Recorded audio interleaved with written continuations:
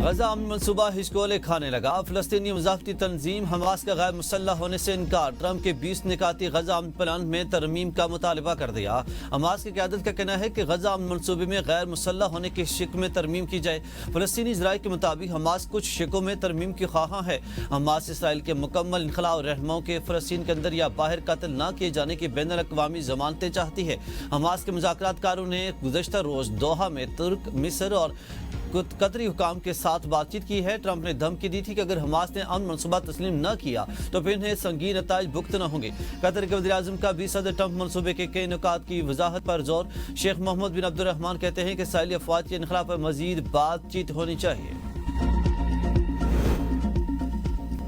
غزہ امن منصوبہ قبول کرو ورنہ ہم پیچھے ہٹ جائیں گے۔ امریکی صدر ڈونلڈ ٹرمپ کا اسرائیلی وزیر اعظم نتن یاہو کو دو ٹوک پیغام۔ امریکی میڈیا کے مطابق ٹرمپ اور نتن یاہو کے درمیان 5 ٹیلی فون رابطے ہوئے۔ ٹرمپ نے اسرائیل کی سیکورٹی خدشات پر لچک دکھائی، تاہم داخلی سیاست سے متعلق ترامیم مسترد کر دی۔ انہوں نے نتن یاہو کو یقین دہانی کرائی کہ اگر حماس نے منصوبہ رد کیا تو امریکہ اسرائیل کو مکمل حمایت دے گا۔ ٹرمپ اور 8 ارب مسلم ممالک کے اجلاس میں رہنماؤں نے اسرائیل پر شدید تنقید کی۔ ٹرمپ نے امن کے عزم کا اظہار کرتے ہوئے اپنے مشیر اسٹیو وٹکوف کو 21 نکاتی امن منصوبہ پیش کرنے کی ہدایت دی۔ امریکی ٹیم نے عرب ممالک کے ساتھ مشاورت کے بعد منصوبے کے ابتدائی متن پر بھی اتفاق کیا۔ جب نیا مسودہ عرب ممالک کو بھیجا گیا تو وہ اسرائیل کی ترامیم پر برہم ہوئے، خاص طور پر غزہ سے انخلاء کی شرائط پر۔ قطر نے امریکہ کی ٹیم کو منصوبہ جاری نہ کرنے کا مشورہ دیا، مگر ٹرمپ نے پیر کے روز اسے جاری کرنے کا فیصلہ کیا۔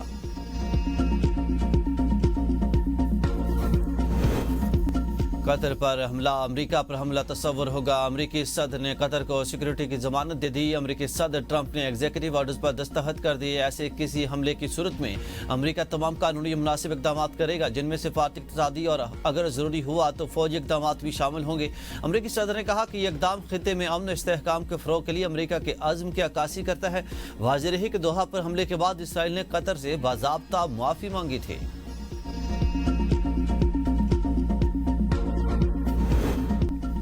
فلسطین میں جاری نسل کشی کے خلاف سب سے مؤثر آواز ترکیہ کی ہے۔ دنیا کے ضمیر کو جھنجھوڑنے والی پکار ترکیہ سے بلند ہوئی۔ ترک صدر طیب اردوان کا ترک اسمبلی میں نئے پارلیمانی سال پر خطاب، کہا کہ غزہ سے متعلق غیر متزلزل موقف سے عالمی سطح پر مثال قائم ہوئی۔ مظلوم فلسطینیوں کے لیے آواز اٹھانا ترکیہ کی اخلاقی ذمہ داری ہے۔ ہمیشہ حق و انصاف کے ساتھ کھڑے ہونے کو ترجیح دی۔ فلسطین پر خاموش رہنے والے انسانیت کے مجرم ہیں۔ ٹرمپ کے ساتھ ملاقات میں پہلا موضوع غزہ میں خون ریزی کا خاتمہ تھا۔ وزیر خارجہ ساگزار کا ایرانی ہم منصب عباس اراغچی سے ٹیلی فونک رابطہ۔ دونوں وزرائے خارجہ کا پاک ایران برادرانہ تعلقات کا جائزہ، علاقائی صورتحال اور امن و سلامتی کے فروغ کے لیے سفارتی کوششوں پر گفتگو۔ پاکستان و ایران کا دو طرفہ تعاون مزید بڑھانے پر اتفاق۔ کثیر الجہتی فورمز پر مشترکہ تعاون جاری رکھنے کا عزم۔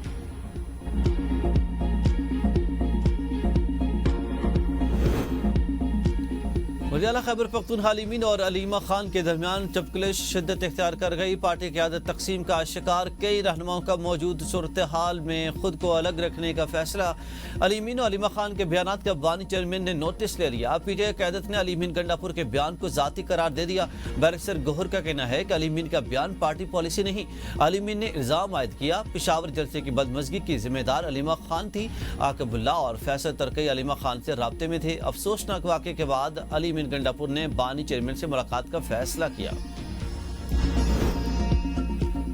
بانی پی ٹی آئی نے آج علی مین گنڈا پور کو ملاقات کے لیے بلا لیا۔ علیمہ خان اور علی مین کو مزید بیان بازی سے روک دیا۔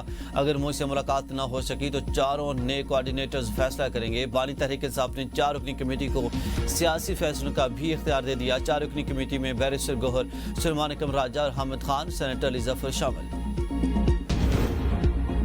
توشہ خانہ 2 کیس کی آج ہونے والی سماعت منسوخ۔ اگلی تاریخ آج اسلام آباد جوڈیشل کمپلیکس میں دی جائے گی۔ عدالت عملے کی جانب سے وکلاء صفائی اور پروسیکیوشن ٹیم کو آگاہ کر دیا گیا۔ استغاثہ کے 19ویں گواہ پر بانی پی ٹی آئی کے وکیل نے جرح مکمل کر لی۔ مقدمے میں مجموعی طور پر 20 گواہان کی شہادتیں قلمبند کی گئی ہیں، جن میں سے 19 پر جرح مکمل ہو چکی ہے۔ नून लीग और पीपल्स पार्टी में सीज फायर, एक दूसरे के खिलाफ बयानात नहीं देंगे। वज़ीर आज़म के मामले खुसूसी राना सनाउल्लाह कहते हैं कि मरियम नवाज ने सिर्फ अपने सूबे के पानी के हिस्से की बात की है, इस पर एतराज़ करने की ज़रूरत नहीं। पानी की तकसीम पर हमारा मौक़िफ़ वाज़ेह है। पीपल्स पार्टी के साथ आज की मुलाकात ठीक रही। पीपी हुकूमत को सपोर्ट कर रही है। पीपल्स पार्टी का अपना नुक्ता नज़र हो सकता है, हम इनकी सोच और पॉलिसी के पाबंद नहीं हैं। अलीमा खान ग्रुप बानी पीटीआई को गलत फैसले करवाता रहा। अली अमीन गंडापुर ने बहुत सी बातें नहीं की। शेर अफजल मरवत के प्रोग्राम तजिया में गुफ्तगू, कहा कि पाकिस्तान में बड़े फैसले अक्सर पार्लियामेंट को एतमाद में लिए बगैर किए गए। 26वीं तरमीम रात के अंधेरे में लाई गई, आईनी ढांचा मुतासर हुआ। मरियम नवाज के सख्त रद्द-ए-अमल ने पीपल्स पार्टी को हैरान कर दिया। पार्लियामान के अंदर पीपल्स पार्टी को एहतजाज भी करना पड़ा। वज़ीर कानून को मुआज़रत करना पड़ी। असल इख्तिलाफ तरक्याती फंड और इंतजामी मामलात पर है।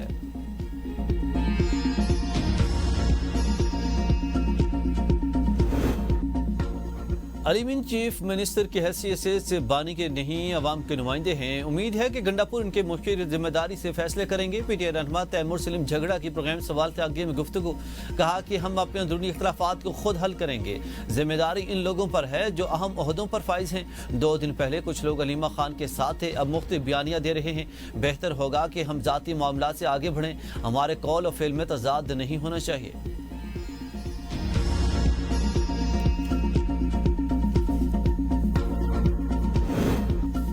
खैबर पख्तूनख्वा काबीना में रद्द-ओ-बदल के वज़रा और मुशीरों के कलमदान तब्दील। सूबाई हुकूमत के एलामिया के मुताबिक बाजोड़ से MPA हमीदुर्रहमान वज़ीर आला के मामले खुसूसी मुकर्रर।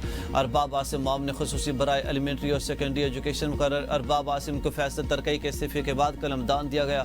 खलीकुर रहमान को महकमा सेहत का चार्ज सौंप दिया गया। फजल शकूर को महकमा सयाहत का कलमदान दे दिया गया। मामले खुसूसी डॉक्टर अमजद को मुकम्मल वज़ीर का दर्जा दे दिया गया।